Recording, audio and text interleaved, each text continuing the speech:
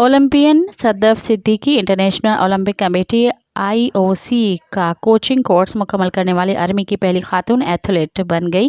Coaching course के हवाले से ग्रेजुएशन तकरीब हंगरी यूनिवर्सिटी में हुई। कोर्स में 17 ममालिक के 19 खिलाड़ियों और ऑफिशियल्स ने शिरकत की। सदफ सिद्दीकी कौमी इवेंट्स में पाक फौज की नुमाइंदगी करती हैं और ओलंपिक गेम्स का Commonwealth games, Asian games, safe games समेत दीगर बैनुल-अक़वामी खेलों के मुकाबलों में पाकिस्तान की नुमाइंदगी कर चुकी हैं। सदफ सिद्दीकी का कहना है कि पाकिस्तान ओलंपिक एसोसिएशन (POA) और आर्मी की भरपूर सपोर्ट पर मशकूर हूँ। कोचिंग कोर्स करने से जदीद कोचिंग तरीक़ेकार सीखने में मदद मिली। यहाँ से मिलने वाले एजुकेशन के ज़रिए पाकिस्तान एथलीट्स की परफॉर्मेंस को बेहतर बनाने की कोशिश करूँगी। मज़ीद ख़बरनि ऐं तफ़सीलात लाइ विज़िट कयो असांजी वेबसाइट www.awamiNewsHD.com ऐं ॾिसंदा रहो अवामी न्यूज़ HD।